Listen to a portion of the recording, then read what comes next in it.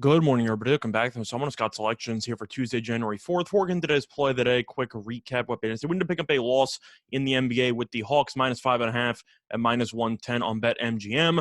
Unfortunately for us, the injury report came back to bite us as Cam Reddish ended up not playing. But more importantly, you ended up having Nurkic return to the lineup for Portland.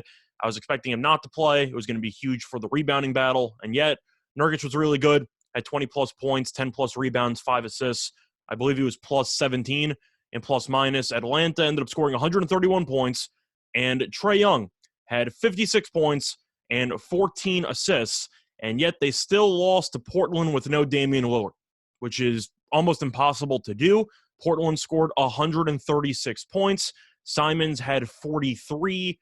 Terrible defensive showing by Atlanta. You score 131 points against Portland without its best player. You assume you're going to win easily. They did not. So picked up a loss there, both for a bounce-back winner here on Tuesday. And for the play today, sticking with the NBA, going to be looking at a player prop because I was looking at the spreads for pretty much everything today. NBA, college basketball, even college football, spreads and totals. Didn't like anything. But there is one player prop I do like, and it involves a matchup between the Kings and the Lakers, taking place at around 10:30 p.m. Eastern Time. And for the play today, it's going to be on LeBron James over 30.5 points at -114 on FanDuel. Time recording of 11:20 a.m. Eastern Time. Couple reasons why I like LeBron over points here. First of all, LeBron offensively has been absolutely crazy lately. LeBron has scored at least 31 points in 7 of his last 8 games. Plus, LeBron, we know he's the best player on a struggling Lakers team, so he's going to have to play a lot of minutes. And LeBron has played at least 34 minutes in 17 of his last 18 games. The one exception, the team won in a blowout. He only played about 28. So if this game is close, I do think LeBron should play 34 plus, maybe even 39 minutes or so, depending on how close this game actually is. Now, Sacramento defensively has been terrible this season. The Kings have allowed at least 111 points in 7 of their last 9 games, and the Kings rank 24th in defensive efficiency. So I do expect the Lakers to do pretty well here offensively since this game has a total in the 220s. Plus, you want to look at actual pace for these teams.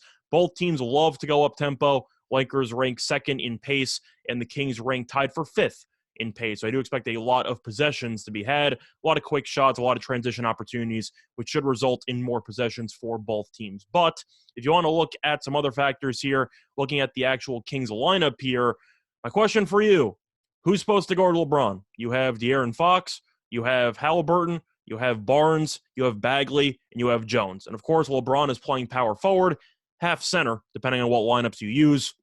Who's going to guard him? Because all the guys I mentioned aren't exactly great defenders. I think that Halliburton and Fox are okay. Fox is okay, kind of gambles a lot. But still, the point is those two are guards. They're not big enough to guard LeBron. But you're going to throw in Bagley or Jones on him. Have fun, I guess. LeBron should blow past him, have a lot of easy opportunities. And he's also been getting to the line a lot, which has led to some free points at the charity stripe. But the point is the Kings really don't have many good defensive players.